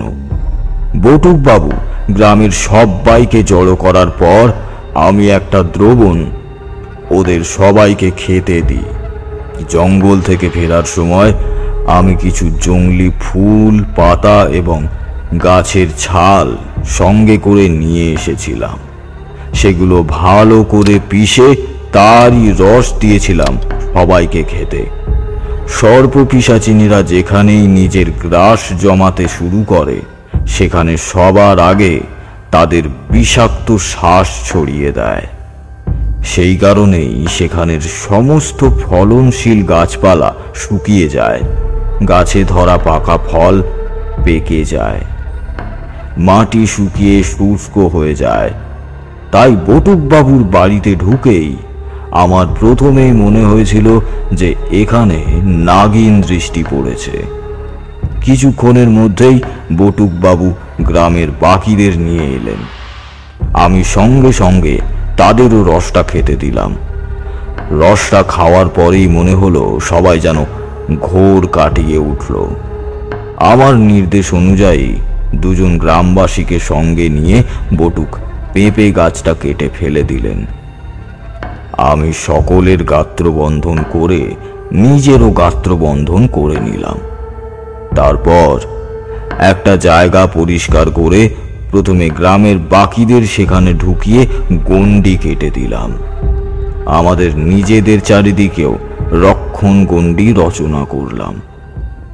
চারিদিকের পরিবেশ আচমকাই বড় বিপজ্জনকভাবে পরিবর্তন হতে শুরু করলো। ভয়ঙ্কর জলোচ্ছ্বাসের গর্জন শোনা গেল। আমি আসন পেতে বসে মাটির উপর চিতার ভস্য এবং পোড়া সিঁদুর দিয়ে পঞ্চকোণ যুক্ত হওয়া একটা যন্ত্র আঁকলাম। বটুকবাবু বারবার উসখুস দৃষ্টিতে আমার দিকে তাকাতে লাগলেন। আমি গলাটা একটু ঝেড়ে বললাম, বটুবাবু, কিছু কথা আপনাকে বলার আছে। আপনার স্ত্রী শান্তিবালা কিন্তু আসলে কোনো মানবী নয়, সে একজন সর্পপিশাচিনী। সে আপনাকে ভ্রমিত করে আপনার সাথে বিবাহ সম্পর্ক স্থাপন করেছে। যে দিদার কথা আপনি বলেছেন তিনিও একজন সর্পপিশাচিনী ছিলেন। সম্ভবত তার কাজ ছিল আপনার সাথে শান্তিবালার যোগাযোগ করিয়ে দেওয়া। আপনি বলেছিলেন যে আপনাদের পূর্বপুরুষ আগে অন্যত্র থাকতেন, সেখান থেকে হঠাৎই সপরিবারে এখানে চলে এসেছিলেন। আসলে তারা প্রাণ বাঁচিয়ে পালিয়ে এসেছিলেন। এখানে এসেই এই গ্রামের সুরক্ষার জন্য চারিদিকে একটা গণ্ডি বেঁধে দিয়েছিলেন। কিছু বছর গ্রাম সুরক্ষিত থাকলেও ধীরে ধীরে গণ্ডির বাঁধন শিথিল হতে শুরু করে, কারণ গণ্ডি সবসময় বিশ্বাস এবং ভরসার জন্যই দৃঢ় থাকে। সেই বিশ্বাস এবং ভরসা হারিয়ে যেতে থাকে। মনে করে দেখুন তো বটুকবাবু, আপনার দাদু সহ কয়েকজন গ্রামের গণ্ডি পেরিয়ে বাইরে গিয়েছিলেন কাজের আশায়, কিন্তু গ্রামে ফিরে এলেন শুধুমাত্র আপনার দাদু। বাকিরা আর কেউ ফিরল না। গ্রামের লোকজন ভাবে যে বাকিরা শহরের হাওয়ায় হয়তো হারিয়ে গেছে, কিন্তু তারা হারিয়ে যায়নি। তারা সকলেই সর্পপিশাচিনীদের হাতে মারা গিয়েছিল। আপনি যখন বাইরে গেলেন তখনও আপনার সাথে আরও কিছু লোক গ্রাম থেকে বেরিয়েছিল, কিন্তু ফিরে এলেন শুধু আপনি। গ্রাম থেকে বেরিয়ে বাকি সাথী গ্রামবাসীদের সাথে যোগাযোগ রাখেনি, এবং আমি দৃঢ় নিশ্চিত হয়েই বলছি যে আপনার সাথে যারা গ্রাম থেকে বেরিয়েছিল তারা সকলেই এখন মৃত। আপনার স্ত্রীদের অকাল মৃত্যুও এই সর্পপিশাচিনীরাই ঘটিয়েছে। কিন্তু আমার বা আমাদের পরিবারের ওপরেই সর্পপিশাচিনীদের এত কেন রোষ? আমরা তাদের কি ক্ষতি করেছি? আপনার আদি পূর্বপুরুষ একটা অত্যন্ত পাপ কাজ করেছিলেন। তিনি জঙ্গল থেকে সাপ ধরে এনে তার মুণ্ডচ্ছেদ করে হত্যা করতেন। শুধু তাই নয়, সাপের সেই মৃতদেহ ঘিরে উল্লাস করতেন। আপনাদের গ্রামে প্রায় সবাই সর্পবিদ্বেষী ছিল, শুধু একজন ছাড়া। একটি 15-16 বছরের মেয়ে ছিন্ন মুন্ডা সর্পদেবীর উপাসনা করতেন। কিন্তু একদিন সেই মেয়েটি উপাসনা করতে গিয়ে ধরা পড়ে এবং আপনাদের সেই আদি পূর্বপুরুষ মেয়েটির ধর থেকে মুন্ড ছেদ করে তাকে হত্যা করে। ঠিক তখনই আপনাদের এই গ্রামের উপর সর্পদোষ পড়ে। গ্রামের লোকজন সর্পদংশনে মারা যেতে থাকে, অথচ শত চেষ্টা করেও আপনাদের পূর্বপুরুষ দংশনরত কোনো সাপকে ধরতে পারে না। তাই বাধ্য হয়ে তারা গ্রাম ছেড়ে এখানে এসে বসতি স্থাপন করে এবং গ্রামের নাম দেয় শোলপুর। গ্রামের মানুষকে সুরক্ষিত করার জন্য গ্রামের সীমারেখা ঘিরে গণ্ডি বেঁধে দেয়, কিন্তু তাতেও যে শেষ রক্ষা হয়নি সেটা তো নিজের চোখেই আপনি দেখতে পাচ্ছেন। আমি একটু থামতেই বটুকবাবু বললেন, তাহলে এ কারণে কি গ্রামের ছেলেদের কাটামুন্ডু ওই পঞ্চতলায় পাওয়া যেত? হ্যাঁ, তবে এই অভিশাপকে আরো কঠিন করার জন্য আপনাদের ইষ্ট দেবীকে রুষ্ট করা হয়েছে। আপনি বলেছিলেন যে আপনাদের ইষ্ট দেবীর পুজোতে যিনি পুজো করবেন তার রক্তেই মায়ের পুজো হয়, এবং সেখানে কোনো নারী শরীরের রক্ত যেন না থাকে। কিন্তু পুজোয় সেই বিধি বিনষ্ট করা হয়েছিল। যেবার আপনার পুজোর পালা পড়েছিল সেবারই পুজোর বিধি বিনষ্ট হয়েছিল, এবং সেটা করেছিল শান্তিবালা রূপী সেই সর্পপিশাচিনী। সে পুজোর বাটিতে নিজের বিষাক্ত নীল রক্ত মিশিয়ে দিয়েছিল। তাই আপনাদের এরকম চরম বিপদে আপনাদের ইষ্ট দেবী কোনোভাবেই আপনাদের রক্ষা করেননি। আমার কথাগুলো শুনে বটুকবাবুর মুখটা কেমন যেন শুকিয়ে গেল। আমি দেখলাম চারিদিকের পরিবেশটা হঠাৎই পরিবর্তন হতে শুরু হয়। গোটা আকাশটা আচমকাই ঘন কালো অন্ধকারে ঢেকে যায়। চারিদিকে শুরু হয় বালির ঝড়। আমি যেহেতু আগেই বটুকবাবুর বাড়ির চারিদিকে গণ্ডি কেটে রেখেছিলাম, তাই সেই উত্তাল বালির ঝড় বাড়ির ভিতরে প্রবেশ করতে পারেনি। তবে আমি জানতাম এভাবে বেশিক্ষণ কাটানো যাবে না। আমি আর একটুও দেরি না করে একটা জায়গা পরিষ্কার করে সেখানে গঙ্গা জল ছিটিয়ে পরিশুদ্ধ করে আমি আমার আসন পেতে বসলাম। আমি কিছু জিনিস সংগ্রহ করে এনেছিলাম, যেমন অক্ষত কাকের বাসা, কালো বেড়ালের রক্ত, কিছু পঞ্চমুখী পাতা এবং পোড়া রসুন। এরপর আমি মাটির উপর ভস্ম দিয়ে এক চৌকাকার আকারের যন্ত্র বানাই। যন্ত্রটি তৈরি করার সময় বাইরের বালির ঝড়ের তাণ্ডব আরও বাড়তে থাকে। যন্ত্রের মধ্যে সঠিক জায়গায় আমি এক এক করে অক্ষত কাকের বাসা, কালো বেড়ালের রক্ত, পঞ্চমুখী পাতা রাখলাম। পোড়া রসুনগুলো মন্ত্রোচ্চারণ করতে করতে যন্ত্রের চারিদিকে ছড়িয়ে দিতে লাগলাম। বাইরে তখন সাপদের হিংস্র হুঙ্কার। আমি ডান হাতে একটা ছুরি ধরে সকলের উদ্দেশ্যে বললাম, আপনারা এখন যাই শুনুন না কেন, যাই দেখুন না কেন, নিজেদের জায়গা থেকে একদম নড়বেন না। জানবেন এখন আপনাদের সামনে যা ঘটবে সেটা শুধুমাত্রই ভ্রম, চরম ভ্রম। কথাগুলো বলে আমি তাকাতেই দেখি বাইরে তখন বালির ঝড়ের মধ্যে দাঁড়িয়ে আছে এক মুন্ডহীন সর্পপিশাচিনী, এবং সে ধীরে ধীরে গণ্ডি ভেঙে এগিয়ে আসছে সামনের দিকে। আমি আর এক মুহূর্ত সময় নষ্ট না করে মধুসুন্দরী দেবীকে মনে মনে স্মরণ করে ছুরিটা দিয়ে হাত কেটে রক্ত বার করলাম। সেই রক্ত ছড়িয়ে দিলাম যন্ত্রের চারিদিকে এবং জোরালো গলায় আওড়াতে লাগলাম, ওং শঙ্খমুণ্ডায় ভস্মীভূতায় স্বাহা, ওং ছিন্নমস্তিকা পাতাল নারিকা পিশাচিনী স্বাহা, ওং শঙ্খমুণ্ডায় ভস্মীভূতায় স্বাহা, ওং ছিন্নমস্তিকা পাতাল নারিকা পিশাচিনী স্বাহা। ঠিক এমন সময় সেই সর্প পিশাচিনী একটা বিশাল আকার সাপের আকার নেয়। তার সমস্ত শরীর থেকে উত্তপ্ত লাভার আগুন ছড়িয়ে পড়ছে। মুখ থেকে বেরোচ্ছে বিষাক্ত বাষ্প। গলা থেকে পোশাকারের হুঙ্কার ছাড়তে ছাড়তে আমার দিকে তেড়ে আসছে আমায় গিলে খাওয়ার জন্য। গাত্র বন্ধন করে থাকা সত্ত্বেও সেই সর্প পিশাচিনীর বিষাক্ত হলকা আমার গায়ে পড়ছিল। বাইরে বালির ঝড় এবার ঘূর্ণাবর্ত হয়ে ওপরের দিকে উঠছিল। স্পষ্ট বুঝতে পারছিলাম যে এটা কোনো সাধারণ ঘূর্ণাবর্ত নয়।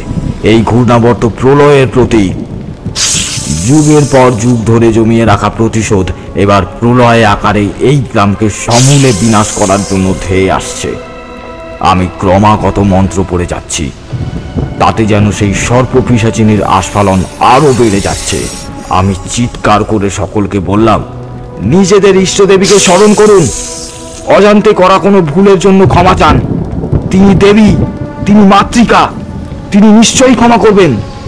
সেই সর্প পিশাচিনী বারংবার আমার ভস্ম যন্ত্র বিনষ্ট করার চেষ্টা করছিল। আমি মধুসুন্দরী দেবীর আশীর্বাদে শত প্রতিকূলতার মধ্যেও মন্ত্র পাঠ করা থামায়নি, কিন্তু ক্রমাগত রক্তক্ষরণের ফলে আমার শরীর দুর্বল হয়ে আসছে। আমি ধকলটা আর নিতে পারছিলাম না। আগেই জানিয়েছি যে আমি তখন ততটা পরিণত ছিলাম না। হয়তো সর্বপিশাচিনীর সাথে সংঘাতে আমার মৃত্যুও পর্যন্ত হতে পারত। জ্ঞান হারিয়ে লুটিয়ে পড়লাম। পূর্ব মুহূর্তে দেখলাম এক দেবী, যিনি দ্বিভুজা এবং ত্রিপদ, তিনি হাতে ত্রিশূল নিয়ে এগিয়ে এসে সেই সর্প পিশাচিনীকে বাধা দিচ্ছে। সেই সর্প পিশাচিনীও প্রতিঘাতের পর প্রতিঘাত করে চলেছে। শুরু হলো পিশাচিনী এবং ইষ্ট দেবীর মধ্যে এক ভীষণ যুদ্ধ। ঠিক তখনই আমার নাকে এলো সুগন্ধি ফুলের গন্ধ।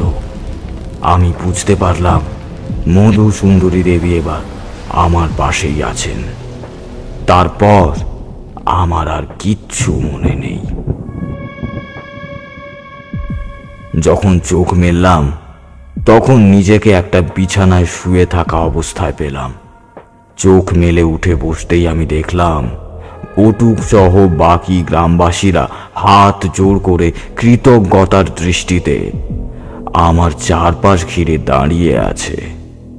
আমাকে উঠে বসতে দেখেই বটুক ছুটে এসে আমার পায়ে লুটিয়ে পড়ল, বলল, ঠাকুরমশাই, আপনাকে যে কি বলে ধন্যবাদ দেব তা বুঝতেই পারছি না। আমাদের এই ভয়ানক বিপদ থেকে রক্ষা করার জন্য আপনাকে অসংখ্য ধন্যবাদ। আপনি আমাদের সকলের প্রাণ বাঁচিয়েছেন, আমাদের এই গ্রামটাকে রক্ষা করেছেন। আপনি আমাদের এই গ্রামে না আসলে আমাদের যে কি হতো। আমি আপনাদের বাঁচানোর দায় তো ওই ঈশ্বরের হাতে, আমি তো শুধু নিমিত্ত মাত্র। তারপর আরো 2 দিন সোলপুর গ্রামে ছিলাম। তাদের বক্তব্য ছিল যে আমাকে তারা আপ্যায়ন করতে পারেনি, তাই আমাকে সুস্থ করে আপ্যায়ন করে তবেই তারা ছাড়বে। ওই 2 দিন যে কত প্রকারের পদ খেয়েছিলাম যা হয়তো গুনতে গেলে আঙুলের কড়াও শেষ হয়ে যাবে। আমার জন্য হয়তো সোলপুর গ্রামের অভিজ্ঞতা অতটা সুখকর না হলেও এটা সত্যি যে অত নবীন বয়সে এরকম একটা অভিজ্ঞতা কজনেরই বা হয়। হ্যাঁ, নেহাত মধু সুন্দরী দেবীর কৃপা ছিল, তাই সে যাত্রায় আমি বেঁচে গিয়েছিলাম। ঠাকুরমশাইয়ের মুখে তার অভিজ্ঞতার কথা শুনতে বসলে আমি প্রায় সবই ভুলে যাই। এই এখন যেমন সারাদিনের অভুক্ত আমি ঠাকুরমশাইয়ের কথা শুনতে শুনতে ঈদের কথাই ভুলে গেছি। এই সময় হঠাৎ চারিমায়ের গলার আওয়াজ পেলাম। আদা চা বানিয়েছি কাকাবাবু, তাড়াতাড়ি খেয়ে নিন, বৃষ্টি বাতলার দিন, চা ঠান্ডা হয়ে যাবে। আমি অপ্রস্তুত হয়ে বললাম, আহা ঠাকুরমশাই, এই মেয়েটাকে আবার বিরক্ত করা কেন? আমি তো বাড়ি ফিরেই। আমাকে কথাটা শেষ করতে না দিয়েই ঠাকুরমশাই বললেন, একা একা আর কত হাত পোড়াবে বিভূতি? তোমার মার স্ত্রী ফিরুক, তখন না হয়। আমি প্রায় ভিড়মি খেলাম। ঠাকুরমশাই কিভাবে জানলেন যে তারা বাড়ি নেই? তবে এই অবাক হওয়াটা বেশিক্ষণ থাকলো না। কিশোরী হঠাৎ করে জিজ্ঞেস করে বসলো, আচ্ছা ঠাকুরমশাই, আমরা তো সবাই জানি যে ছোটবেলায় কোনো গভীর শারীরিক আঘাত খেলে তার একটা দাগ শরীরে আজীবন থেকে যায়। আপনি তো অত হাত কেটে রক্ত বার করছিলেন, তাহলে আপনার হাতেও তো সেরকম একটা কাটার দাগ থাকার কথা। আমি মনে মনে প্রমাদ গুনলাম। ভয়ে ভয়ে ঠাকুরমশাইয়ের দিকে তাকিয়ে দেখি তার মুখটা কঠিন হয়ে পলকেই নরম হয়ে গেল। তিনি তার ডান হাতের তালুটা খুলতেই দেখি সেখানে আড়াআড়িভাবে একটা গভীর ক্ষতের দাগ। সঙ্গে সঙ্গে প্রসঙ্গ পাল্টানোর জন্য কিশোরী বলল, এই যে ভায়া, ওঠো ওঠো, তাড়াতাড়ি যেতে হবে, ওদিকে আবার গিয়ে রান্না বান্না আছে, পেটের ভেতরে ছুঁচোয় ডন মারছে। একটু পা চালিয়ে ঠাকুরমশাই আড়াল হতেই কিশোরী আমার কানে কানে বলল, দেখলে ভায়া কেমন ভ্রম সৃষ্টি করলো? কোথায়? আরে ওই যে হাতের কাটা দাগটা, উনি তো অনেক কিছুই জানেন। তাহলে তুমিও মানছো হে কিশোরী ভায়া যে উনি অনেক কিছুই জানেন? কিশোরী, ভ্রম কি অন্য কিছু তা আমি জানি না, আমি শুধু জানি আমাদের ঠাকুরমশাই সত্যি, আর তাই ওনার অভিজ্ঞতাও সত্যি। এখন চলো, তাড়াতাড়ি রান্নাঘরে চলো, আমার সত্যি বড় খিদে পেয়েছে ভায়া। আপনারা এতক্ষণ শুনছিলেন লেখিকা তনিমা সাহার কলমে তারানাথ তান্ত্রিক ও ছিন্নমুণ্ড রহস্য। আমরা আশা করছি আমাদের আজকের নিবেদন আপনাদের ভালো লেগেছে। আমাদের আজকের নিবেদন আপনাদের কেমন লাগলো তা অবশ্যই কমেন্ট বক্সে কমেন্ট করে জানান। গল্পটি ভালো লাগলে লাইক করুন এবং আমাদের চ্যানেলটিকে সাবস্ক্রাইব করে পাশে থাকা বেল আইকনটি অন করে দিন আমাদের চ্যানেলের নিত্য নতুন গল্পের আপডেট সবার আগে পাওয়ার জন্য। আমরা খুব শীঘ্রই ফিরে আসব আপনাদের জন্য নতুন একটি গল্প নিয়ে। ততক্ষণ অবধি সুস্থ থাকবেন, ভালো থাকবেন। ধন্যবাদ।